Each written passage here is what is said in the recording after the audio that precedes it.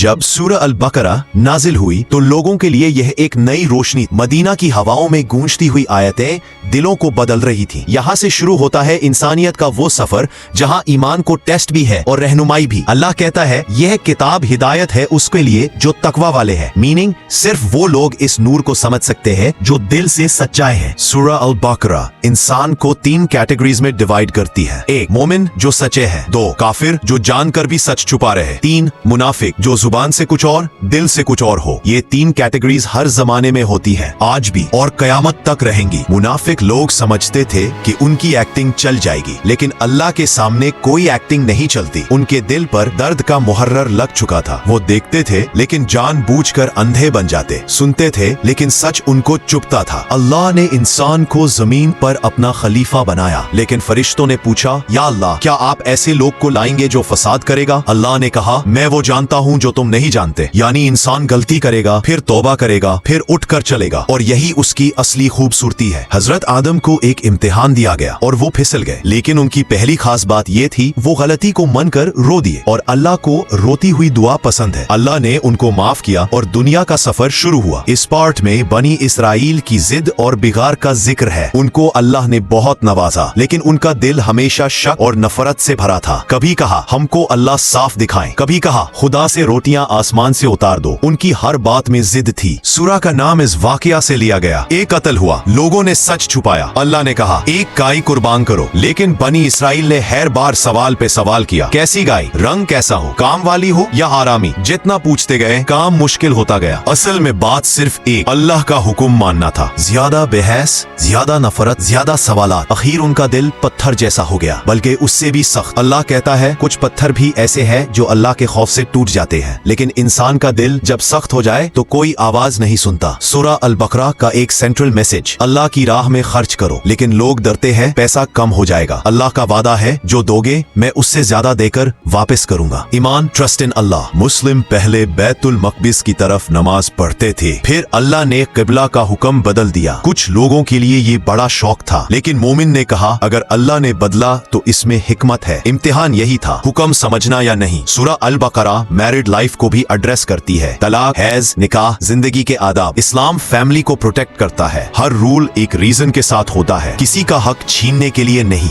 बल्कि piece create करने के लिए। पीस क्रिएट करने के लिए सूरह बताती है कि कब फाइट अलाउड है, जब जुल्म हो, जब लोगों को मस्जिद से रोका जाए, जब उनकी जान और इबादत खतरे में हो। ये फाइट ना नफरत के लिए होती है, ना जमीन के लिए, सिर्फ इंसाफ के लिए। एक जवान राजा, एक जिद्दी दुश्मन जालूत। तालूत का इम्तिहान भी हुआ, पानी पर रुकना नहीं, लेकिन बहुत लोग गिर गए, सिर्फ थोड़े से सच्चे लोग बचे, और उनमें से एक लड़का दाऊद अलैहिस्सलाम का, जिसने जालूत को गिरा दिया। सूरह का ताज आयतुल कुर्सी, इसमें अल्लाह की कुदरत का कंप्लीट इंट्रो है। ना उसे नींद आती है ना थकावट। उसकी कुर्सी जमीन और आसमान को घेरे हुए है और कोई चीज उसको परेशान नहीं करती। ये आयत सिर्फ इल्म नहीं, प्रोटेक्शन भी है। सूरह के एंड में अल्लाह ने मोमिनों को कहा अल्लाह तुमसे किसी चीज का बोझ नहीं डलता जो तुम बर्दाश्त ना कर सको। और फिर वो दुआ जो दिल को सुकून देती है, रब्बना ला तुआखिजना, यानी या अल्लाह हमारी गलतियों को माफ कर दे। ये सूरह एक पावरफुल रिमाइंडर है, ईमान, अमल, सब शुक्र, इन्हीं से जिंदगी रोशन होती है।